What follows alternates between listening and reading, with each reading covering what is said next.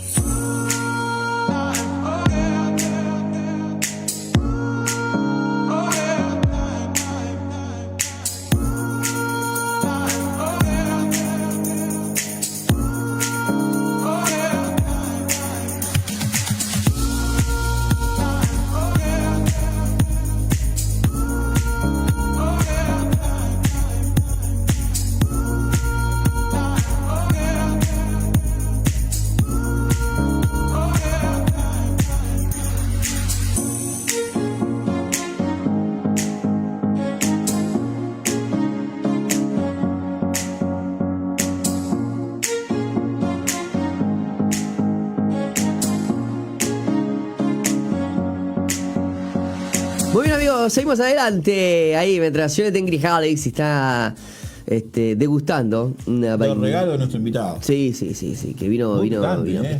Duro. Uf, cómo me gusta. Y hablando de picante, nos vamos a ir al sabor caribeño. Aclaramos que no tenemos nada que ver con las declaraciones, ¿no? Ah, sí, nos hacemos dijera ayer.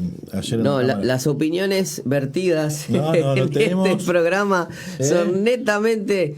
Como ayer la presidenta del Senado cuando subió con la camiseta que se armó, nosotros no tenemos nada que ver. A mí no me representa. Que sé, sí. Bueno, esto no tampoco, Esto. No, bueno, cada uno tiene su postura, duda, y, su postura y bueno, la libertad de expresión en primer lugar, porque para mí algo, y en esto se lo voy a como para arrancar suavecito, para mí la libertad está sobrevalorada. ¿Esto es para Shelly? Sí. Para mí la libertad está sobrevalorada. Porque ¿de qué te sirve ser libre si te vas a morir? La vida tiene que estar arriba de la libertad, no la libertad por encima de la vida. Pero bueno, son posturas. Y es una postura correcta. ¿Cómo está, Shelly? ¿Todo bien? Bien, chévere, gracias a Dios. ¿Te trajo el agua? No? ¿Te trajo el agua? ¿Te mojaste? Venía con campera, ya estoy sobrellevando el clima, la cosa, ya sé que me he visto con muchas capas de ropa y sobrevivo. Sí, ¿no? Empezás a ver, es una capa de cebolla, ¿viste? Pero son 3 meses, son 3 meses y ya está. Claro, tenés que estar 20 minutos antes en un lugar y tenés que estar 20 minutos sacando de ropa. Pero bueno, estamos en la columna de Construyendo Naciones con la multifacética, porque hemos visto un video. Vimos. Y hoy, si hay foto y video. Y hoy a las 20. Hoy a las 20 está como protagonista la chica que está en ese lugar. Es un motivo más para ver el video de Javier. Sí. Hoy hay una gran parte del video. No solo eso, sino aparece en algún momento tocando algún instrumento. Sí. Todo ensayado, ¿no? Todo ensayado. Preparado, controladísimo. Ahí va, sí. Bueno, Shelly, veníamos hablando, ya terminamos el tema de la conciencia como propiedad sagrada. Estuvo muy bueno, ¿no? Y ahora venimos con la forma cristiana de gobierno. ¿Existe una forma cristiana de gobierno? Yo pensaba que estaba la democracia, la dictadura. Nunca tuvo que haber dejado de existir, diría yo. Yo estaba hablando que, por ejemplo, ¿no? Que para un espartano la democracia no es como la nuestra, era una dictadura, porque ellos una forma de gobierno. Y bueno, ese concepto que a veces nosotros tenemos y que nosotros en Occidente, no sé si Shelly puede coincidir conmigo, tendemos, y siempre lo hacemos, a ver las democracias de los demás por el filtro de la nuestra. Sí, claro. Por ejemplo, cuando todo el mundo hablaba de Venezuela y que Maduro y que bla, bla, bla, y que esto, que el otro, nosotros pensamos que era un dictador por esto, por lo otro, que lo es, pero nunca entendimos que ellos tienen 5 poderes, o sea, 5 órganos. Sí, ahorita ¿no? sí. Y nosotros pensamos, y nosotros tenemos 3 nomás. Entonces nosotros lo empezamos a rasgar la vestidura, pero pará, hay otro trasfondo, pero no es que te tenés que estar violando una constitución porque esto y que el otro. Hay sí otros matices, pero o por ejemplo no entendemos el sistema de gobierno de Estados Unidos, el de los colegiados y si es representativo, no. Bueno, vemos, pero no sabemos, por ejemplo el de Bolivia, que son puntos neurálgicos que hubo en esta época, ¿no? Porque bueno, nosotros en Uruguay, gracias a Dios, hace más de 30 años vivimos tranquilos, ¿no? Somos una democracia tranqui. Junto con la de Chile hemos pasado muchas con alternancias. Sí. Si bien hubo 15 años de gobierno del Frente Amplio, o sea, entendemos que quizás no estamos de lo mejor, pero no se prende fuego en Chile, por ejemplo. Se puede vivir. Claro, bueno. Pero bueno, ahora existe una forma cristiana de gobierno y me gustaría que hoy le metamos con eso. Sí, existe una forma cristiana de gobierno. La vimos la primera vez cuando se comenzó a hablar de ello en la palabra, pues fue cuando Jetro fue con Moisés y le planteó, le explicó los problemas de gobierno descentralizado. ¿Y qué pasaba con Moisés? Que a diferencia de Jetro era un hombre libre, mientras que Moisés, ¿dónde fue educado? En Egipto, con un gobierno piramidal, un gobierno descentralizado. Y estaba acostumbrado a ese tipo de gobiernos donde el faraón es el que resuelve todas las cosas, el que hace todas las cosas, el que alimenta a todo el pueblo. Pero Jetro pues le da, o sea, Dios usa a Jetro para darle una forma de gobierno diferente. Y luego Jetro, que además era el suegro, ¿no? Era el suegro de Moisés, exacto. Y luego se le da, también se habla acerca, bueno, por medio de ese consejo se le habla, Dios da la orden de nombrar a jueces y se forma Dios les da un modelo y le dice a Josué cuál va a ser el modelo que se va a constituir cuando ganen, ya ellos lleguen a la tierra prometida, conquisten las naciones, cómo se iban a separar, cómo se iban a organizar como gobierno. Y fue lo que establecieron. Josué cuando ya conquistan las tierras, él lo que hizo fue repartir las tierras y decirle cada uno vaya a su tierra, se acabó la guerra y comenzaron a vivir bajo esa forma de gobierno.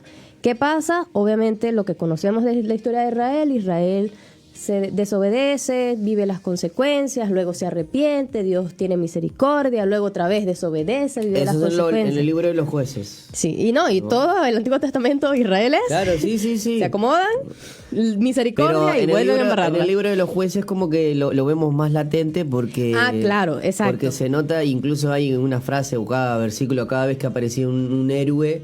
y ese se moría, o sea, obedecían a Jehová hasta que Otoniel vivía. Exactamente. Y después volvía, cada uno hacía lo que bien le parecía. Y otra vez. Exactamente. El pueblo otra, y no escarmentaban, porque eran hijos del rigor, porque creo que hubo como 7. Me acuerdo de Jefté. No, hubo un montón. Débora y Barak. Creo que hay un... Sí, había. Barak, la banda. Barak, no. Iba a decir. Andás a ver si no debe ser por eso, pero bueno, está. Sí, habría que preguntarle. Pero bien, pero no. A veces nosotros creemos que los uruguayos somos hijos de rigor, pero no. En el libro de jueces vemos que hubo un pueblo que era muy terco. Tal cual. Y es una descripción realmente de lo que somos nosotros hoy como cristianos, porque se nos enseñan los principios, lo hacemos mal, Dios nos perdona, misericordia, y luego igual volvemos entramos en un círculo. Sí, la diferencia es que gracias, al sacrificio que hizo Jesús, pues se cumple lo que Él prometía en su palabra, que iba a quitar el corazón de piedra y nos iba a dar un corazón de carne. Y por tener ahora el Espíritu Santo en nosotros, sí podemos vivir bajo ese gobierno que Dios nos pedía. Que el libro de los jueces es un ejemplo de cómo no pueden lograrlo. ¿Por qué? Porque el corazón de ellos estaba endurecido. El Mesías no había llegado. Sin embargo, la idea era que tuvieran esta forma de gobierno, pero luego vemos en Samuel que el pueblo de Israel se fue alejando tanto, hasta que decidió seguir el modelo de las otras naciones. Y el modelo de las otras naciones era la monarquía. Con un rey. ¿Qué piden un rey. Y Dios les dice, incluso Samuel estaba todo mal, y Dios le dice, tranquilo, que no te han desechado a ti, me han desechado a mí. Les dice las consecuencias de esa forma de gobierno, pero ¿cómo era lo que ellos querían? Y ellos, aún después de recibir las consecuencias, no importa, queremos ser como las otras naciones. Entonces tienen lo que es la monarquía. Es que me imagino que claro, Dios le dice, bueno, la verdad me tienen tan cansado. ¿Querés esto? Sí, dale, toma. Claro, y lo mismo hace con nosotros, o sea, ¿cuántas veces no habremos pedido, insistido con algo que no era por ahí, pero al final, bueno, dele por allá, pues. No, y aparte, vamos, y el trancazo. Claro, aparte es como que hasta que, bueno, Dios te dice, bueno, yo no te quiero juzgar, mal. Pero ¿sabes una cosa? Como te tengo que juzgar porque sos tan obstinado, te lo entrego. Y ahí es donde está, ¿viste? Bueno, te lo entrego y haz lo que quieras. Entonces, las consecuencias van a ser que, bueno, que tus actos mismos te van a condenar. Exactamente. Y fue lo que pasó con Israel. La consecuencia de esa petición fueron 3.000 años de monarquías en el mundo. O sea, después de eso no pudo haber otra forma de gobierno como la que Dios había establecido para las naciones. Lo que ocurría con los espartanos, con Grecia y Roma, ellos intentaron crear una república, pero el gran problema es que ellos no estaban fundamentados sobre los principios cristianos, ¿ok? Es decir, no puedes tener una forma de gobierno descentralizada y organizada como la planteaba el Señor para el pueblo de Israel si tú consideras que unos hombres son más importantes que otros, ¿ok? Si consideras que el hombre es más importante que la mujer, por ejemplo. O sea, ¿qué fue lo que pasaba en esos lugares? O sea, la mujer era un objeto más. En esta época de la tierra, las naciones conquistadas pues pasaban a ser esclavos y las que no eran, ya cuando no eran esclavos, pues eran parte de la nación, pero no tenían acceso al voto. Es decir, la ley no era representativa para todos. Entonces, era una democracia o una república que cojeaba. ¿Ok? Porque el fundamento, que era el valor del individuo, no estaba colocado. ¿Qué fue lo que pasó luego en la historia? Llega entonces, bueno, ya hemos hablado de los peregrinos, que fueron esta nación que intentaron, o este pueblo, que intentó vivir el evangelio de una manera más libre, salen siendo perseguidos de Inglaterra, llegan a lo que es hoy Estados Unidos, y estando allí, aprenden a practicar los principios que nosotros hemos estado aprendiendo. Entendieron el valor del individuo, comenzaron a razonar la palabra, porque ahora podían leer la palabra todos los días, cosas que antes no podían, y comienzan a vivir estos principios y deciden autogobernarse ahora bajo esos principios que están aprendiendo. ¿Okay? Desarrollan un carácter, ¿okay? Desarrollan el carácter cristiano, entienden el valor y aprenden a tomar decisiones resguardando su conciencia, pero ahora se dan cuenta de que para poder vivir bien necesitan una forma de gobierno. Ya tenían una forma de gobierno muy parecida a la que habían aprendido toda su vida, que venía de Inglaterra, pero en la medida que comienzan a indagar en la palabra se dan cuenta de que ya va, hay una forma de gobierno distinta, ¿ok? Y es entonces cuando ellos, después de muchos años y de estar educándose primero, deciden independizarse, ¿ok? Aún después que se independizan, parte del pueblo le decía a George Washington, sé nuestro rey. Y él le dice, cuenta la historia, que él dice, yo no puedo ser rey de ustedes porque yo ya tengo un rey y es mi señor. Yo puedo ser alguien que preside entre iguales. Y a partir de allí es que él inicia como presidente y viene esta figura de presidente. El presidente es alguien que viene a presidir entre iguales. No es alguien que gobierna porque es superior al resto, claro, no es sino jerarquía, que es un servidor del pueblo. ¿Ok? Y esa es una de las características de la forma de gobierno que el Señor estableció. El que gobierna no es un tirano, no es alguien con súbditos a su servicio, sino que es alguien que viene a servir al pueblo, para bienestar del pueblo.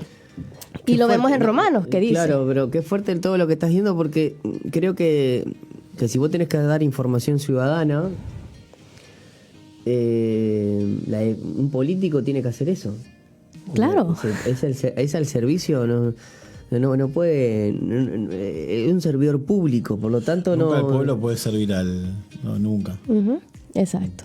Y los presidentes que tenemos, lamentablemente, en Latinoamérica, pues tienen esta idea, y aún, yo hablaba con un amigo en Colombia, él estudiaba ciencias políticas y él me decía, el problema de mi carrera es que mi carrera no te enseña cómo gobernar, mi carrera te enseña cómo llegar al poder.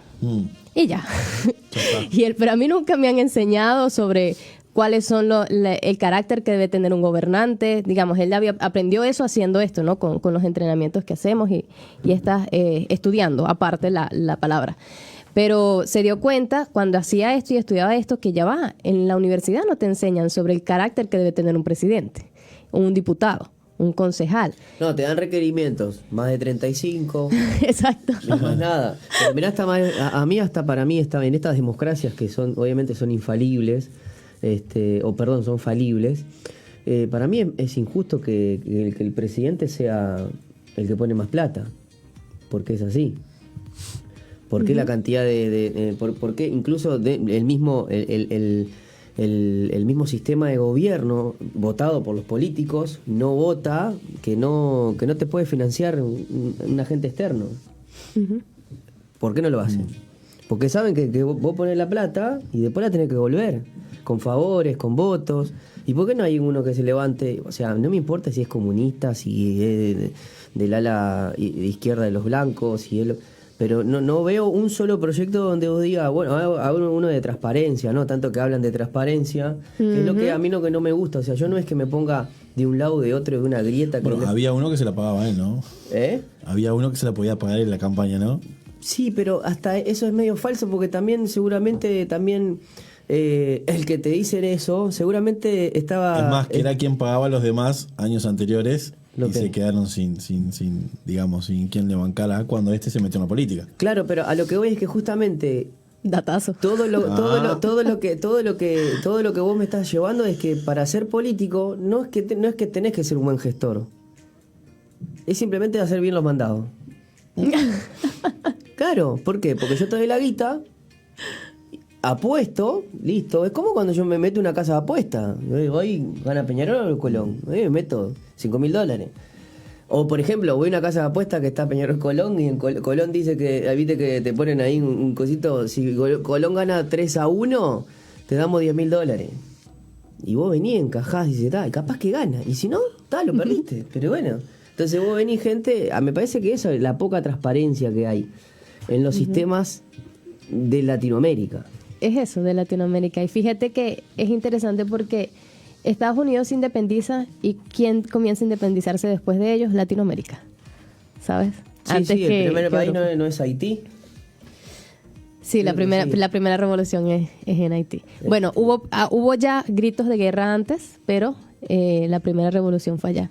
Y algo interesante es que nuevamente vamos a lo que había ocurrido con Grecia y Roma, ¿okay? Que intentan nuevamente formar una forma de gobierno representativa para el pueblo. Fue lo que nosotros hicimos. Quisimos imitar lo que había ocurrido en Estados Unidos, pero ¿por qué no logramos hasta el día de hoy levantar la misma nación próspera, la misma nación firme? Porque vimos solamente la estructura de arriba, no vimos lo que ellos habían hecho primero. Desarrollar, entender la individualidad de Dios en todas las cosas, aprender a autogobernarse, ser hombres de carácter, ser hombres que protegían su conciencia.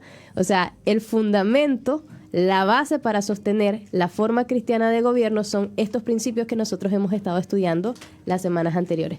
Y lo que hicimos como Latinoamérica fue copiar la casa de arriba y no el fundamento. Claro, no, otra de las cosas que lo uno, ¿sabés con qué, Shelly? Con lo que estamos hablando con la profesora de historia, que estamos hablando del protestantismo desde la época que aparece hasta la actualidad. Entonces, cada capítulo, cada viernes que tenemos, entonces arrancamos en la época colonial y los vestigios de los primeros protestantes aquí en Uruguay, en el Río de la Plata.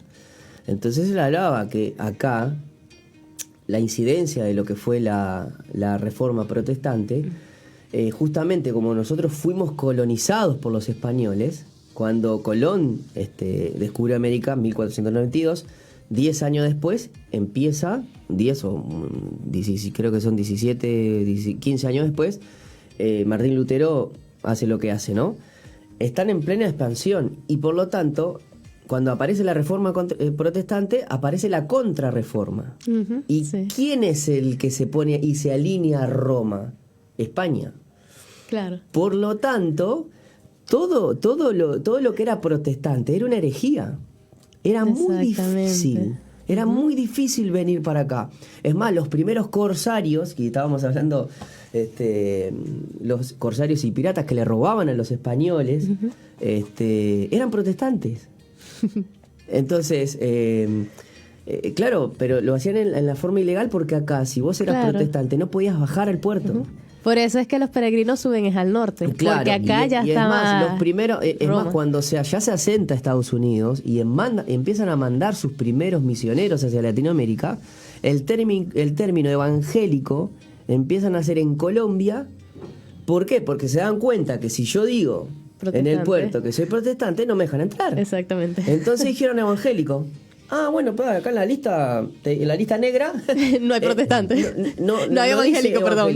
Y claro, y bueno, pero entonces ahí empieza a formarse eso, porque en verdad nosotros somos protestantes. Exacto. Pero también decimos que somos evangélicos, ¿o no?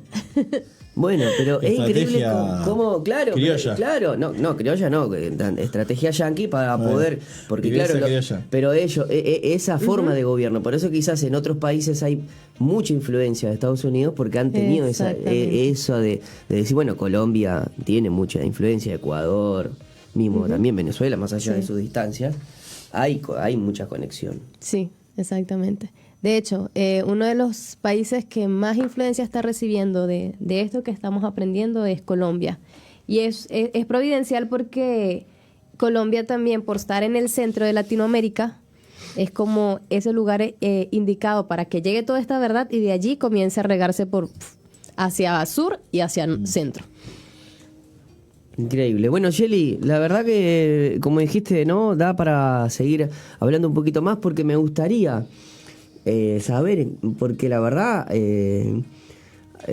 esta forma cristiana de gobierno entonces se la debemos a Jethro. Sí, es uno de los... Digamos, hay otros principios que estaban desde antes, claro, pero el de Jethro fue fundamental. Pero hay como forma de saber si se pudo aplicar en algún lugar. Así. ¿En otras naciones? Sí.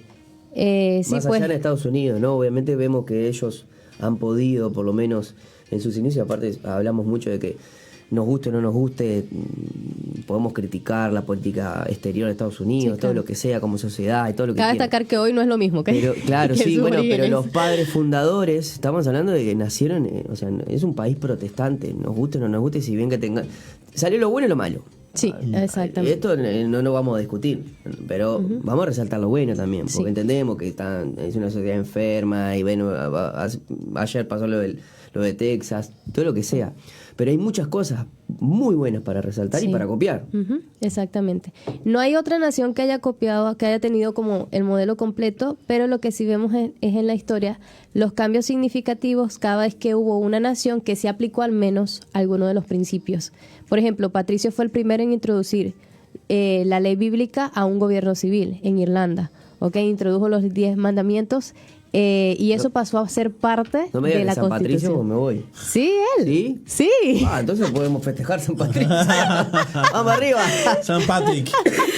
La próxima semana les cuento la historia de por qué San Patricio. Excelente. Y la celebración. Shelly, muchísimas gracias. Está buenísimo eso, Bueno, yo quiero mandar un saludo, como habíamos dicho, a Álvaro Padín. ¿Por qué? Porque la gente de Betel está haciendo un concurso de talentos internacional. Ya han varios, sí. Casting presencial, hay inscripciones en el 091-649-504. Bueno, hay mucha gente que apoya, así que les animamos a que escriban a ese celular. Bien. ¿Quién te diga? Casting de canto, ¿no? Que quieran cantar. Betel Spa. De Betel Spa. Talentos Betel Internacional, perdón. Así que se lo vamos a estar dejando también en nuestras redes sociales y también cuando subamos algunos de los videos y todo para que ustedes también, porque creo que este domingo ya es el último casting. Y bueno, y me dice que Álvaro que bueno, que ya... No, el último casting no, empiezan este domingo, perdón, empezaron el domingo pasado. Tienen el jueves y tienen tienen el jueves, lo tenía acá. Y este domingo es el último día para inscribirse al casting. Así que vayan al 091 649 504 y me dice que varios amigos y hermanos en la fe han ido. Así que se va a hacer en el establecimiento de Rodelú, ubica a pasitos del Montevideo Shopping Center. Domingo 29 de mayo de 18 a 22 horas. Así que bueno, jurados, Diego Coronel, por ejemplo, Alejandro Jaza, Álvaro Pedín, y Catherine Sierra, Javier López, son algunos de los que van a estar. Y bueno, la verdad, si te gusta el canto y querés ir a probar no iba a decir suerte, pero aprobar. Suerte. Aprobar. Y aprobar bendición. Claro. No, aprobar suerte, te decían la suerte echada por Jehová. Pero bueno, claro. Nos vamos entonces, Colocho, muchas gracias. Nos gracias, vamos con nuestras plantillas. Nos vamos con estas plantillitas. Ya los dejamos con buena programación. Se viene enseguida Estación de Fe. Muy bien.